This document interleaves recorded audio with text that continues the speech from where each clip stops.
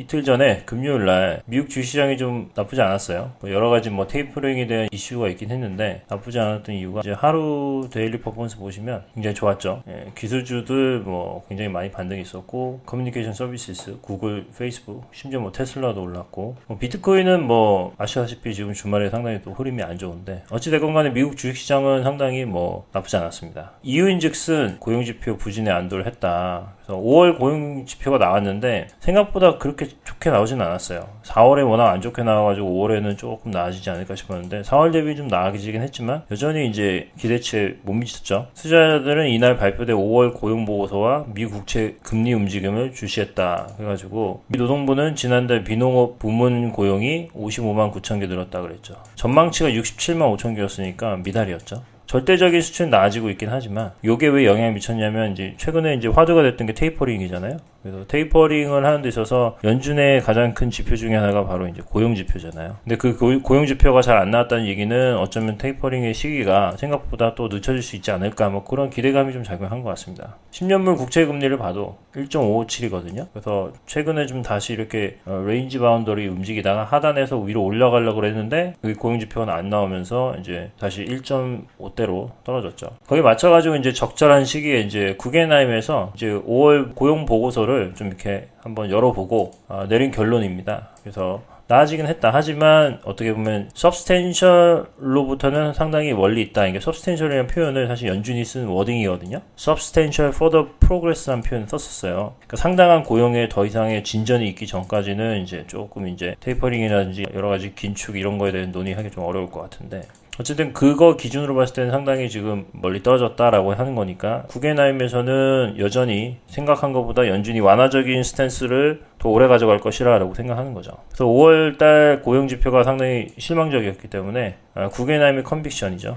연준이 여전히 완화적인 스탠스를 가져갈 것이다 라는 걸 이제 얘기하는 거고 자세한 내용을 살펴보면은 4월 이어서 5월달에 이제 고용지표도 상당히 이제 시장 대비 언더퍼폼했죠. 굉장히 이제 실망스러웠다. 그래서 굉장히 그때 연준에서는 resolutely patient라는 표현을 썼거든요. resolute 하면 이제 단호한 거죠. 확고한 거죠. 그래서 굉장히 우리는 인내심을 갖고 기다릴 것이다 해서 예전부터 계속 말씀드렸잖아요. 예전에 인플레이션에 한번 살려보려다가 너무 프리엠티브하게 액션을 취해가지고 그 불씨를 꺼트렸던 그 경험이 있기 때문에 그 과거 사례로부터 이번에는 배우기 위해서 뭔가 프리엠티브보다는 선제적인 액션보다는 리액티브라 그랬죠. 여러 가지 이제 지표가 확실하게 이제 살아나는 걸 보고 대응하는 그런 후행적인 스탠스를 취했는데 그거에 또 기준이 되는 게 이제 substantial further progress라고 했잖아요. 연준의 목표를 달성하기 위해서 요 워딩이 굉장히 중요했는데 그 기준에는 상당히 못 미치는 거죠. 그래서 55만 9천 명이 비농업 지수가 이제 발표가 됐는데 아까 말한 그 예상치보다는 언더퍼폼한 거고 가장 많이 늘어난 섹터는 아무래도 이제 호텔 관광 레저 분야죠. 29만 2천 명이 증가했습니다.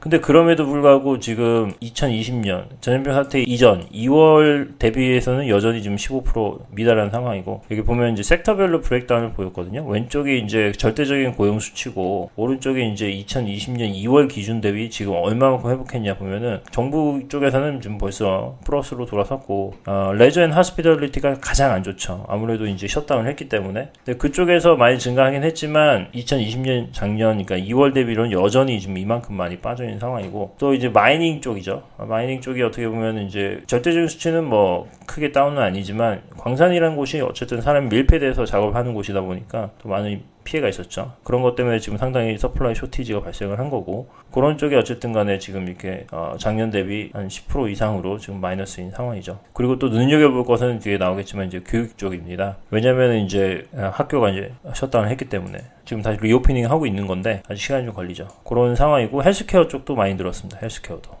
근데 재밌는 거는 이제 건설 부문인데 지금 굉장히 저번 주 라이브 때도 말씀드렸듯이 지금 미국 주택 시장이 굉장히 핫하거든요. 그러면 어떻게 보면은 무엇보다도 이제 고용 지표가 그쪽에 더 나아질 거라 생각했지만 아이러니하게도 2만 명 정도가 이제 줄어들었어요. 그 왜 그런가 보면 아무래도 이제 원자재 쪽에 좀 쇼티지가 발생을 했잖아요. 이런 머티리얼 쇼티지 때문에 아무래도 건설 현장이 좀 이렇게 딜레이가 되지 않았을까. 그래가지고 그것 때문에 어떻게 보면 좀 부진했었다라는 거죠. 네, 앞으로 나아지겠죠. 고무적인 거는 이제 자동차 제조 부문에 있어서는 2만 5천 명이 좀 증가를 했고 이걸 보면은 이제 어쨌든 간에 공장들이 서서히 이제 재가동을 하고 있다는 게 보이는 거고, 가게 조사를 해보니까 리오프닝 되고 뭐 다시 비즈니스 창업하는 뭐 그런 지표를 봤는데 여전히 뭐 44만 4천 명밖에 증가를 안 할 거라 생각해서 좀 부진하다, 실망스럽다, 그런 얘기를 하고 있고요. 생각한 것보다 좀 결과 안 나오는 거죠. 방향은 정의 방향이 맞아요. 굉장히 회복하는 방향하고 있지만 시장의 기대보다는 조금 이제 미달한 부분들이 좀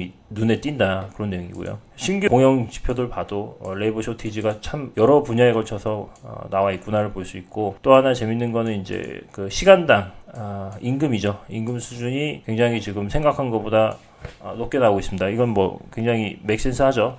어쨌든 간에 지금 레이버 쇼티지 발생하고 있기 때문에. 근데 이제 어느 부분에서 이게 시간당 임금이 증가하는지 좀 브레이크다운을 봐야 됩니다. 4월 달에 0.7% 증가했는데 5월 달에 또 0.5% 증가했어요. 굉장히 빠른 속도로 증가하고 있는데 그 중에서 특히나 이제 레저하고 하스피탈리티가 이제 1.3% 증가했습니다. 밑에 차트를 보게 되면은 저임금 산업일수록 상당히 이제 이런 쪽이 이제 많이 증가를 했죠. 왜냐면 사람들이 많이 안 나오니까. 근데 그 이유인즉슨 뭐 시장에서도 알고 있듯이 실업 보험이죠. 이게 워낙 이제 베너핏이 크기 때문에 저임금이라고 그랬잖아요. 나가서 그 돈 받느니 차라리 실업 보험 수당 받는 게 훨씬 더 이득인 거죠. 그래서 어떻게 보면 이쪽 분야가 앞으로 이제 레이버 쇼티지라든지 이런 부분이 많이 회복을 하기 위해서는 이 부분이 굉장히 큰 변수로 작용할 수 있는 거죠. 그러니까 실업 수당이 없어져야 됩니다. 아이러니하게도. 그래서 앞으로 25개 주에서 6월 말까지 연방정부에서 주는 그 실업 혜택이 없어지거든요. 요거를 굉장히 눈여겨볼 필요가 있습니다. 미국 전역에 걸쳐서는 이제 9월 말이라고 이제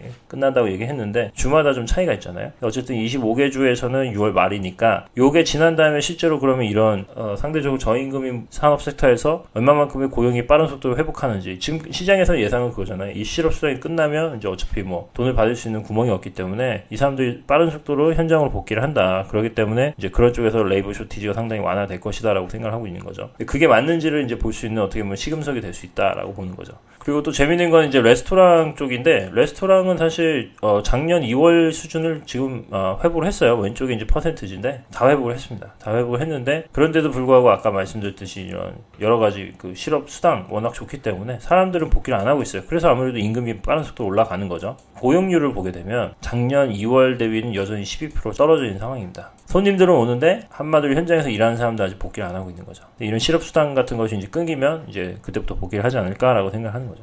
또 중요하게 보는 게 실업률은 5.8%로 지금 0.3%가 떨어졌거든요. 근데 그 이유 중에 하나가 고용이 늘었을 수도 있지만 또 한편으로는 고용 참여율이 더 줄어들었어요. 그래서 이게 어떻게 보면 실업률에 영향을 미친 거기 때문에 실업률이 좋게 나왔지만 사실 행간을 잘 읽어야 된다. 그래서 이런 것 또한 이제 연준으로 하여금 그 완전 고용이라고 했잖아요. 맥시멈 인플로이먼트에 가는 길목이 이제 있는데, 과연 상당한 의미의 더 이상의 진전이 있는가? Substantial further progress라는 말로 표현을 했는데, 여기에 기준으로 봤을 경우에 이런 실질적인 고용 참여율이 오히려 줄어들고 있는 상황이 과연 그 연준에서 원하는 방향으로 가고 있느냐? 그 기준에 지금 사실 못 미치고 있다는 거죠.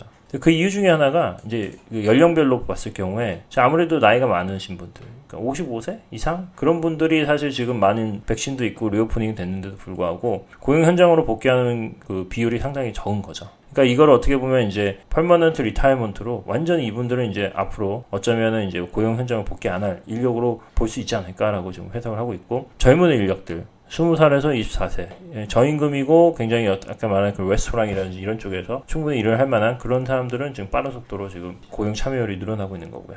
그래서 앞으로는 어떻게 될 것이냐? 앞으로는 뭐 이런 그 모멘텀이 계속 진행될 거라고 보고 있습니다. 고용시장이 앞으로 말씀드렸듯이 정방향으로 갈 거라고 보긴 하는데 속도의 문제죠. 속도와 질의 문제입니다.